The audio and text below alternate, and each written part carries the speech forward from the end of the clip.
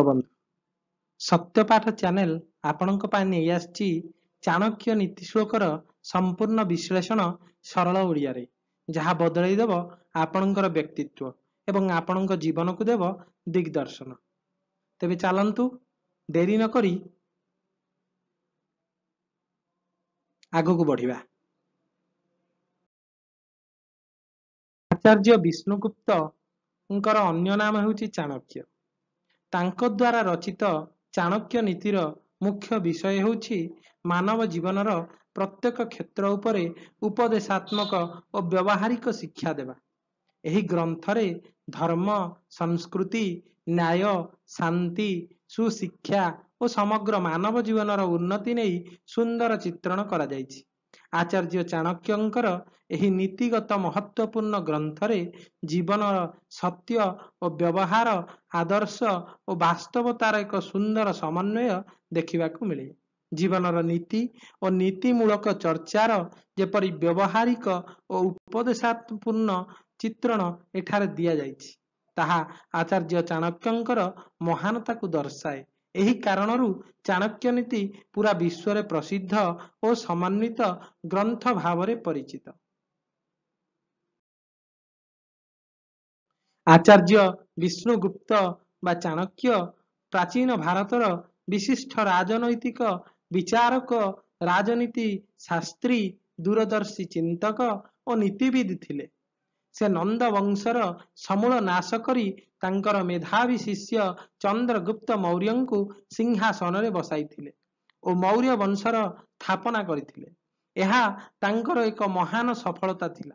भारतर एकता और अखंडता को सुसंगठित राज्य गठन पाई निज जीवन और बुद्धि को नियोजित करथिले। से पाटलिपुत्रर निवासी थिले और तक्षशिला विश्वविद्यालय रे शिक्षा ग्रहण करथिले। से एक साधारण झोपड़ी रे बसवास करुथिले जहाँ संयम, आदर्श और नीतिर प्रतीक थिला। से अर्थशास्त्र, चाणक्य नीति और अन्यान्य ग्रंथ लिखिथिले जेउठारे सुसंगठित राज्य गठन, आर्थिक व्यवस्था, आदर्श शासन और जनमंगल कथा उल्लेख अछि। आजिर नीतिहीन और स्वार्थपर राजनैतिक परिस्थिति रे चाणक्यंकर शिक्षा और चिंताधारा एक आदर्श और मार्गदर्शक होई पारे समाज पाए। तांकर नीति, सदाचार और राष्ट्र प्रेम आज मध्य अत्यंत प्रासंगिक अटे। तेबे चाणक्य नीति श्लोकर प्रथम श्लोकरे आचार्य चाणक्य भगवान विष्णु को स्मरण करुछंती जे प्रणम्य शिरसा विष्णु त्रैलोक्याधिपति प्रभु नाना शास्त्रोद्धृतं वक्ष्ये राजनीति समुचयम्। तीनी लोकर स्वामी भगवान विष्णु चरण को मुंड नुआई नमस्कार करी अनेक शास्त्रु ग्रहण करा जाइथिबा राजनीति संबंधी संकलनर वर्णन चाणक्य करुछंती। चाणक्य राजनीति विचार प्रस्तुत करिबा बेले कार्यर निबिड़ निष्ठा और समर्पण भावरे कहिछंती जे मु कौटिल्य प्रथमे तीनी लोकर स्वामी भगवान विष्णु को मुंड नुआई नमस्कार करुछि। एही पुस्तक रे मु अनेक शास्त्रु चयन करी राजनीति विषयर विचार गुड़ी को एकत्र करी सेगुड़ी को वर्णना करुछि। चाणक्य को विष्णुगुप्त बोली जो उपाधि दिया जाइछि सेथिरे तांकर कौशल और कूटनीतिर दक्षता को दृष्टि रे रखी दिया जाइछि। एथिरे किछि संदेह नहीं जे चाणक्य नीति राजा और जनसाधारण उभयंक पई प्रयुज्य थिला। राजा द्वारा जनता प्रतिपालित एवं धर्म को राजधर्म बोली कहा जाए और जनता द्वारा राजा बा राज्य प्रतिनिवाहित धर्म को जनधर्म बोली कहा जाए। एही धर्मर उपदेश नीति वचन रूप में प्रस्तुत हेउ एही उद्देश्यरु पुस्तकर आरंभ रे मंगलाचरण भावरे भगवान विष्णुंकर उपासना करा जाइछि।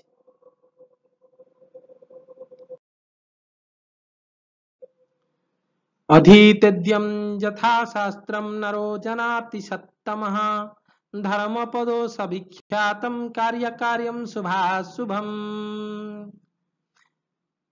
धर्म उपदेश देउथिबा କାର୍ଯ୍ୟ ଓ ଅକାର୍ଯ୍ୟ ଶୁଭ ଓ ଅଶୁଭ କାର୍ଯ୍ୟକୁ ଚିହ୍ନଟ କରିପାରୁଥିବା ଏହି ନୀତି ଶାସ୍ତ୍ରକୁ ପଢ଼ି ଯେ ଠିକ ଭାବରେ ବୁଝିପାରେ ସେହି ହିଁ ପ୍ରକୃତ ଅର୍ଥରେ ଶ୍ରେଷ୍ଠ ମନୁଷ୍ୟ ଅଟେ ବୋଲି ଆଚାର୍ଯ୍ୟ ଚାଣକ୍ୟ କହୁଛନ୍ତି।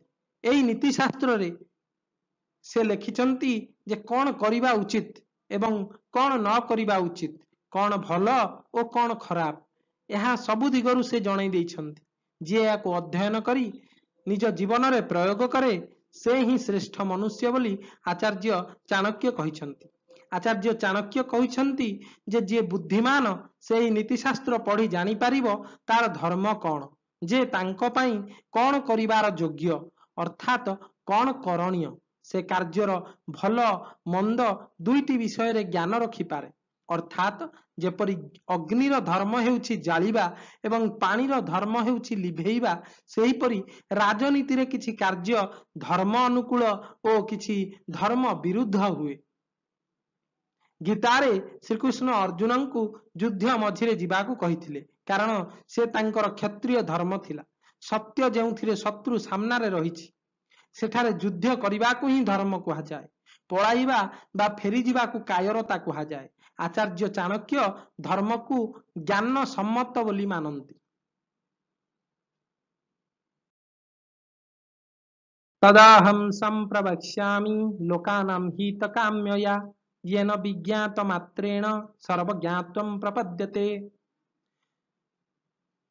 ଚାଣକ୍ୟ କହୁଛନ୍ତି ମୁଁ ଲୋକଙ୍କ ଭଲ ପାଇବା ଇଚ୍ଛାରୁ ଅର୍ଥାତ୍ ଲୋକ ମଙ୍ଗଳର ଉଦ୍ଦେଶ୍ୟ ରଖି ରାଜନୀତିର ସେହି ଗୁପ୍ତ ଦିଗ ଗୁଡ଼ିକୁ ଆଜି ଉତ୍ଥାପନ କରିବି, ଉଜାଗର କରିବି, ଯାହାକୁ କେବଳ ଜାଣିଲେ ମାତ୍ର ହିଁ ମନୁଷ୍ୟ ନିଜକୁ ସମ୍ପୂର୍ଣ୍ଣ ଭାବରେ ବୁଝିପାରେ।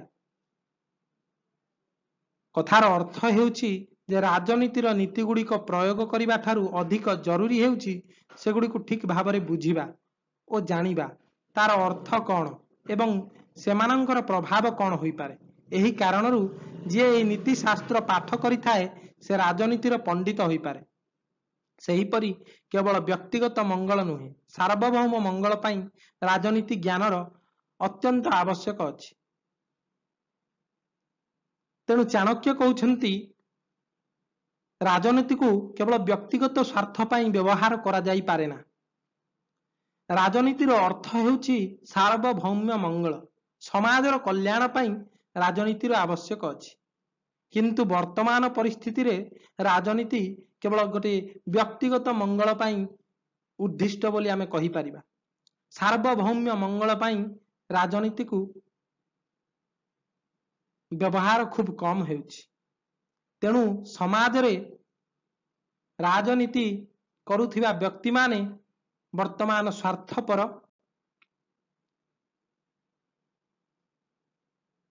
ଦୁର୍ନୀତିଗ୍ରସ୍ତ ଏବଂ ଅସାମାଜିକ ପାଲଟି ଯାଉଛନ୍ତି।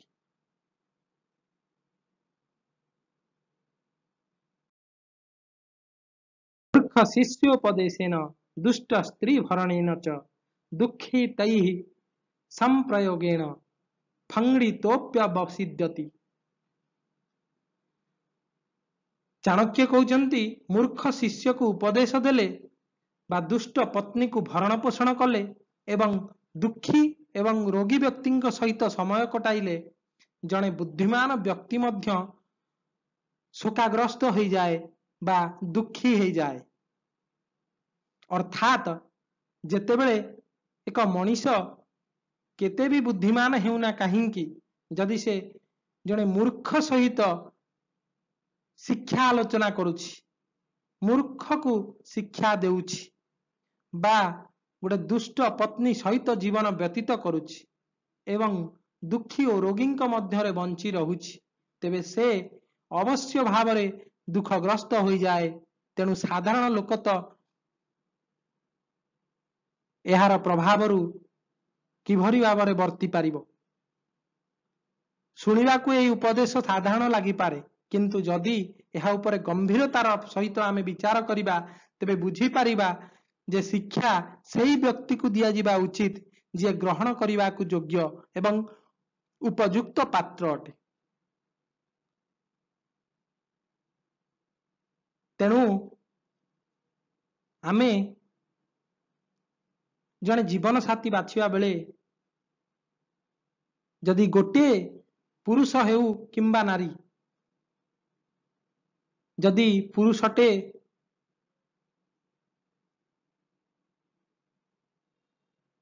मद निशारे घर को फेरे तेबे से पत्नीर अवस्था जहा जदि गोटे पत्नी दुशीला बा दुष्ट ताहाले मध्य गोटे पुरुषर जीवन दूषित हो जाए, दुखमय हो जाए, परिवारटी नष्ट हो जाए।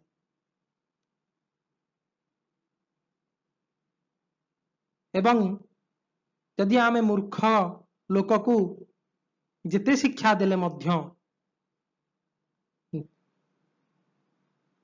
ताहा जेपरी निरर्थक सेही भली यदि आमे दुखी और रोगी मध्यरे जड़े बुद्धिमान व्यक्ति जीवन व्यतीत करे से निश्चित भाव में दुखी हो जाए।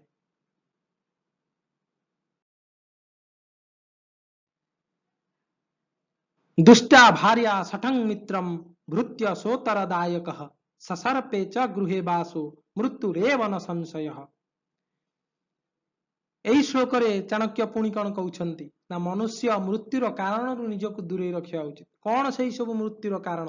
आचार्य चाणक्य कहते दुष्टा भार्या धृत मित्र अनाज्ञाकारी चाकर और सर्प रुवा घर यही सब मृत्यु समान। एमानंक सह जीवन यापन सदा विपद दुखमय एवं मनुष्यर मृत्युर कारण होती एथिरे कौनसी संदेह ना। दुष्टा पत्नी आपणकर पत्नी दुष्ट हो किंबा गोटे पुरुष दुष्ट हो, गोटे पुरुष दुष्ट हेले गोटे घर बर्बाद हो जिवो। जदि गोटे पत्नी दुष्ट हुए ताले गोटे पुरुषर जीवन मध्य नरक हो जिवो एवं गोटे परिवार मध्य नष्ट हो जिवो। सही परी जदि आपण गोटे विश्वासघातक लोक सहित मित्र भाव रखुचंती तेबे से केउ परिस्थिति रे आपण को विश्वासघातकता करिवो ताहा आपण जानि परिबे ना, जहा आपण को मृत्युर कारण होई पारे। एही भली मित्र केबे विश्वास भाजन हेई परिबे नाही। तेणु तांको ठारू सब बेले सतर्कता अवलंबन करिवे। घर भीतर भेद जानिथिबा चाकरटी जदि चाकर हो बा आजिका हिसाब रे आमे जदि देखिबा निजर पाख लोक हो से आपणकर सबु दुर्बलता दोष जानी थाए तेबे से गुप्त शत्रु सहित समान हुए। जदि से आपणक कथा न माने केबे आपणको अवज्ञा करे के आपणक सहित झगड़ा करे केबे आपणक सहित शत्रुता करे तापरे से आपणक दुर्बलता को पदारे पकई दिए जहा आपणक पई घातक होई पारे। घर भितर थिबा साप को जदि आपण जानिक भी घर न बाहर करती तेबे से विषधर सर्प केतेबेले जे आपणको चोट मारिबो विनाश हेबो आपणकर आपण जानि परिबे नाही। तेणु ताहा जीवन पाई ए तीनोटी जिनिस जदि आपणकर पत्नी दुष्ट किंबा आपणकर स्वामी दुष्ट, स्वामीटीए जदि मद पी घर को फेरे ताहले आपणक परिवार पत्नी जीवन नरकमय हो जाए। जदि गोटे पत्नी संदेह करे तार स्वामी को घरे नाना अनर्थ सृष्टि करे तेबे से पुरुषटीर परिवार नष्ट हो जाए, नरक हो जाए। जदि आपण गोटे विश्वासघातक सहित मित्रता करती ताहले मध्य आपण नरक रे पड़िबे, आपणकर मृत्यु हेबो। केउ समय रे से आपण को धोखा देबो आपण जानि परिबे नाही।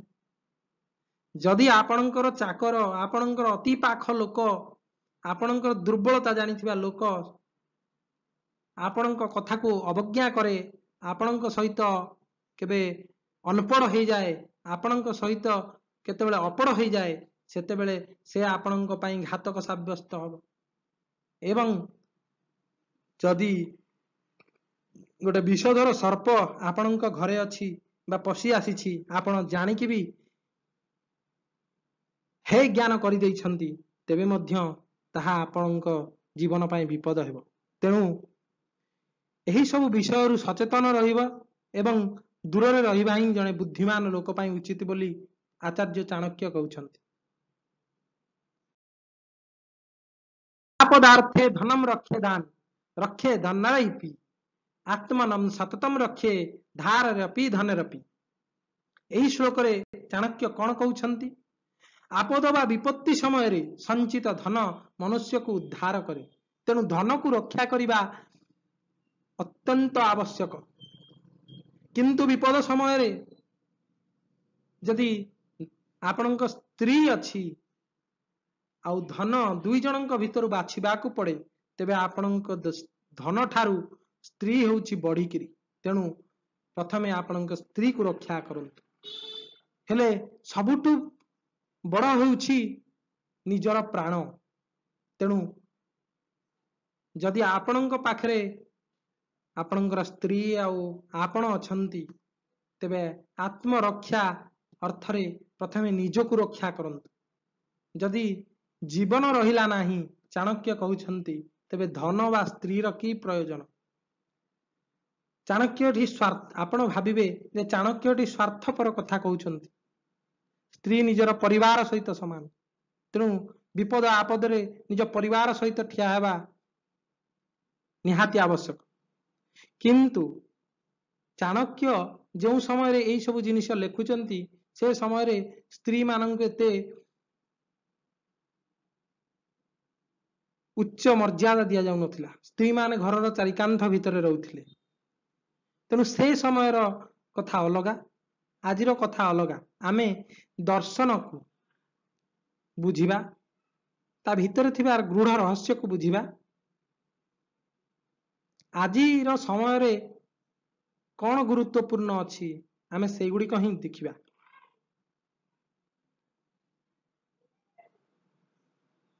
तेणु विपद समय रे धन रक्षा ताठु बळी पत्नी रक्षा आवश्यक।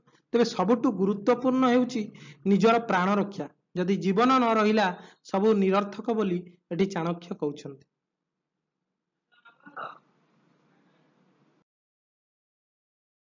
आपदार्थे धनम रक्षे क्षमतां कृत आपदः कदाचित लते लक्ष्मी ही संचितोपि विनश्यति। आपात काल समय रे धन को संचय करी रखिबा उचित। किंतु प्रश्न यह जे धनवान व्यक्ति माने आपत काल को केउठी बुझंती। से माने संकट को केबे आसीबो बोली भाबंती नाही। तेणु से माने संचय करंती नाही। आ लक्ष्मी स्वभावतः चंचल। से माने खर्च करी दियंती। लक्ष्मी चंचल सदा सर्वदा जीवा आसीबा लागि रहे। किंतु केबे जे लक्ष्मी आपणकर सहयोग छाड़ी देबो किए जानिछि। काली जे राजा आजी से फकीर काली जे राजेंद्रासने आजी से फकीर। तेणु निश्चित भाव आपण धन को संचय करने शिखंतु। धन को जदि अनुचित कार्य आपण व्यय करती तेबे ताहा उपरे भरोसा करने निरर्थक। ठीक समय आपण पाखरे ताहा नथिबो। किंतु जदि धन को उचित कार्य व्यय करा जाए तेबे ही धन मान्यता सम्मान और समाज रे गौरव देइथाय। संपत्ति हेउछि अस्थायी। तेणु ताहा उपरे गर्व करिबा अबुद्धिता अटे अचतुरता अटे। सत्य शक्ति हेउछि मन बुद्धि और कार्यक्षमता। जेउठारे एही तीनोटी रही थाए सेहिटी ही लक्ष्मी थिबार मध्य आशा रही थाए। आपणकर जदि कार्यक्षमता अछि आपणक हाथ गोड़ जदि चालुछि आपणकर बुद्धिमता अछि आपणकर मन सठिक भाव रे कार्य करुछि ताहले आपणक पाखरे लक्ष्मीर अभाव रहिबो नाही। तेणु धन सबु बेले अस्थायी किंतु ज्ञान मन बुद्धि कार्य यह होछि ज्ञानर प्रतीक। जदि ज्ञान अछि आपणक पाखरे धन अछि। जदि ज्ञान नाही ताहले आपणक पाखरे किछि नाही। ए जो संपत्ति ताहा क्षणस्थायी केतेबेले चली जिवो। किंतु जदि ज्ञान थिबो आपण से संपत्ति को पुणी थरे अर्जन करि पारिबे।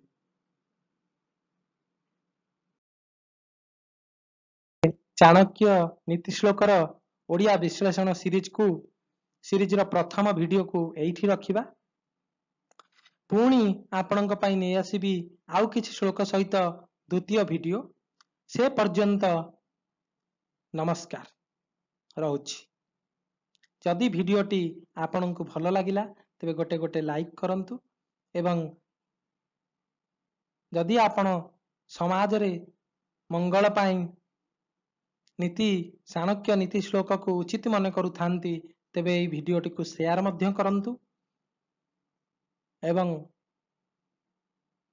ଆଉ ଯଦି କିଛି এই ଭିଡ଼ିଓରେ ତ୍ରୁଟି ବିଚ୍ୟୁତି ରହୁଛି ତେବେ ଆପଣ କମେଣ୍ଟ ମାଧ୍ୟମରେ ଜଣାନ୍ତୁ, ଯାହା ଫଳରେ ମୁଁ ତ୍ରୁଟି ମାର୍ଜନା କରିପାରିବି। ନମସ୍କାର, ଧନ୍ୟବାଦ।